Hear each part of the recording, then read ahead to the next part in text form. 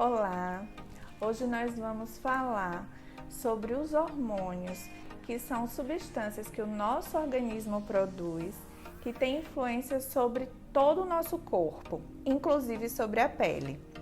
E nós estamos aqui com a doutora Laila Cordeiro. Ela é endocrinologista e mestre pela Universidade Federal de Sergipe, e está aqui para nos explicar um pouquinho mais sobre os efeitos das alterações desses hormônios na nossa pele.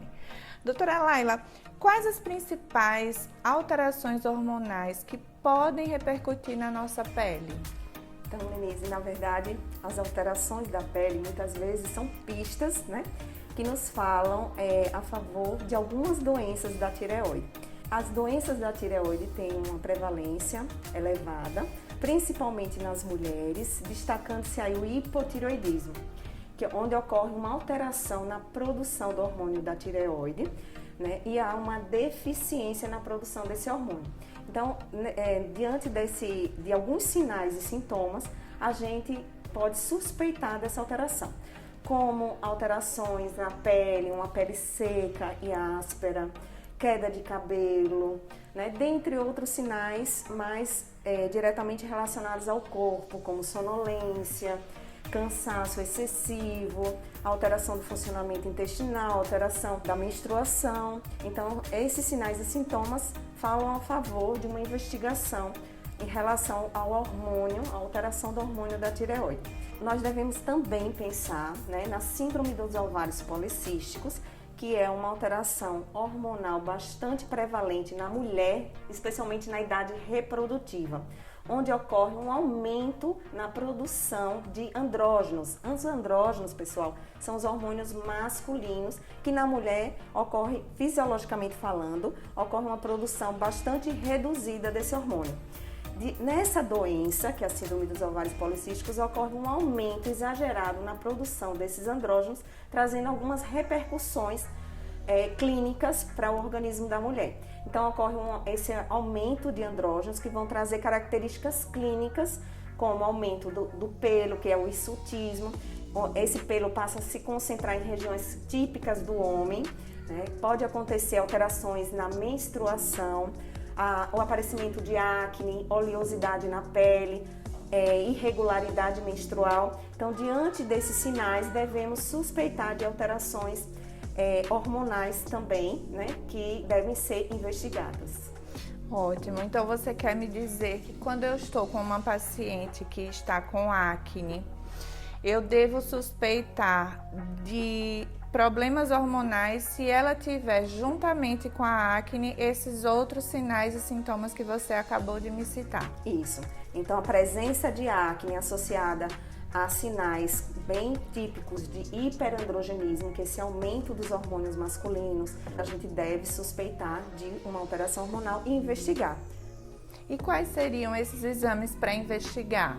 Então, diante de uma suspeita de síndrome de ovários policísticos, nós devemos, primeiro, fazer uma avaliação clínica bem cuidadosa, avaliando esses sinais e sintomas. Diante da presença desses sinais e sintomas, fazer uma avaliação laboratorial, com a dosagem desses andrógenos no sangue, e também devemos fazer uma avaliação ultrassonográfica para avaliar o aspecto e a característica desses ovários. Então, nessa doença, a gente pode identificar a presença dos ovários micropolicísticos no ultrassom pélvico, focado para avaliar especificamente essa parte reprodutiva, que são os ovários. Doutora Laila, nessa fase de Covid, a gente está vendo muitos pacientes se queixarem de queda de cabelo. Quando que eu posso suspeitar que essa queda de cabelo possa ter alguma relação com alguma alteração hormonal? Isso, a gente sabe que existem várias causas para queda de cabelo, certo? Se essa alopécia, que é o termo médico que a gente utiliza para queda de cabelo, vem acompanhado de outras queixas, a característica dessa queda de cabelo, ela segue aquele padrão androgenético, que é o padrão da calvície frontal, que é típica do homem. Então, e se vier associado a alterações menstruais, nós devemos investigar e pensar na possibilidade da síndrome dos ovários policísticos. Como eu falei, é muito característico, bastante prevalente na idade na mulher na idade reprodutiva. No caso da queda do cabelo relacionada a hipotireoidismo, existe alguma pista que você faça pensar, olha, essa queda aí eu acho que pode ser da tireoide? Isso, como você bem falou, a queda de cabelo é um sinal inespecífico, né? Então a gente tem que levantar várias hipóteses. Então uma delas pode ser uma doença tireoidiana. Então se a queda de cabelo vier associada a outros sinais e sintomas, como cansaço, fadiga, sonolência, né? Alterações na pele também, aquela pele mais áspera, seca, perda de memória. Então tudo isso deve, né, ligar aquela suspeita, né, para a gente possa fazer uma avaliação da função tireoidiana para que a gente possa realmente descartar se é ou não é o hipotireoidismo. Joia. Em relação ainda a essa questão da Covid, a gente sabe que o uso de corticosteroides está sendo muito aumentado por conta da fase 2 do tratamento da doença e a gente tem visto no consultório e eu queria que você explicasse um pouquinho sobre a questão dos efeitos colaterais que o corticoide pode ter na pele. Isso. Corticoide, né, gente, a gente sabe, conhece bastante sua ação anti-inflamatória. Não é à toa que ele vem sendo utilizado há muitos anos e existem algumas doenças, principalmente algumas doenças reumatológicas, né, que tem um uso bastante, vamos dizer assim, crônico, né? E hoje, novamente, ele passou a ser mais utilizado diante da infecção do Covid-19, que mostrou-se através dos estudos, né, essa melhora desse padrão inflamatório. No entanto, pessoal, o uso crônico e sem uma indicação correta, indiscriminadamente, pode trazer consequências, né? Então, a longo prazo, pode levar a alterações glicêmicas, alterações metabólicas, alterações da pressão arterial, alterações da pele, como aquela pele mais fina, adelgaçada, o surgimento de hematomas por conta da fragilidade capilar, a presença também de estrias, aquelas estrias típicas, né, do uso excessivo de corticoide por longo tempo, aquelas estrias mais largas, purpúricas ou violáceas, que ela geralmente tem mais de 1 centímetro de diâmetro. Então, diante desses sinais e sintomas, né, a gente deve pensar, né, o que a gente um termo que a gente utiliza para caracterizar essa doença que leva ao excesso de cortisol é a síndrome de Cushing, né, por conta do uso do cortisol exógeno, né? Então a pessoa acaba usando cronicamente, né, muitas vezes não respeita a prescrição médica, extrapola por conta do efeito benéfico, né, que traz anti-inflamatório, achando que não vai trazer nenhum prejuízo para a sua saúde. Sim. Outra coisa que a gente vem observando bastante, não relacionada à Covid, mas é um modismo mesmo, essa coisa do corpo sarado, é o uso indiscriminado de anabolizantes.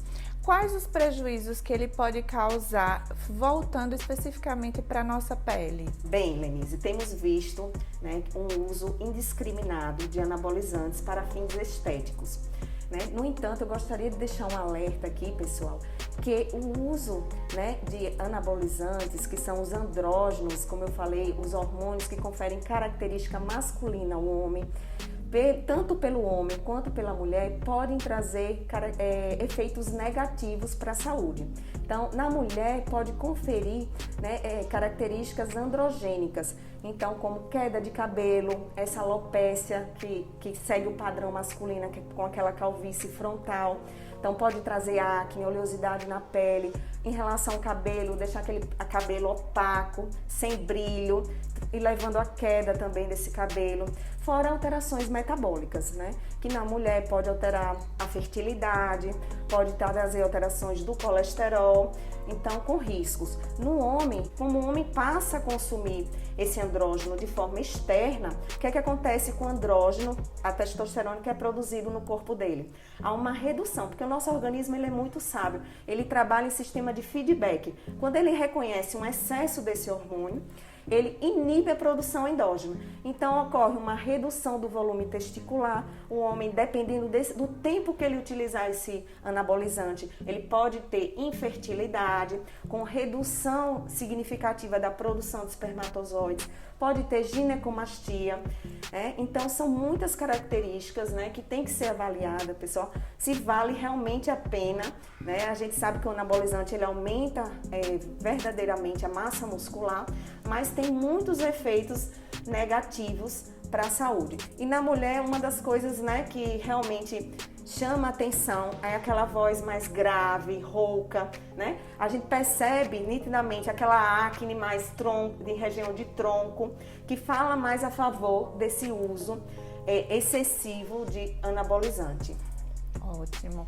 Em relação à menopausa, né? Eu mesma tô quase lá, né? Já tô com meus 43, a gente sabe que a partir dos 45 aos 55 anos, a mulher está sujeita a essa fase onde há uma queda dos nossos benditos estrógenos, né? Que nos mantém lindas e cheias do colágeno. E quais as repercussões dessa falta do estrógeno e quais as indicações e contraindicações da gente fazer essa reposição, doutora Laine?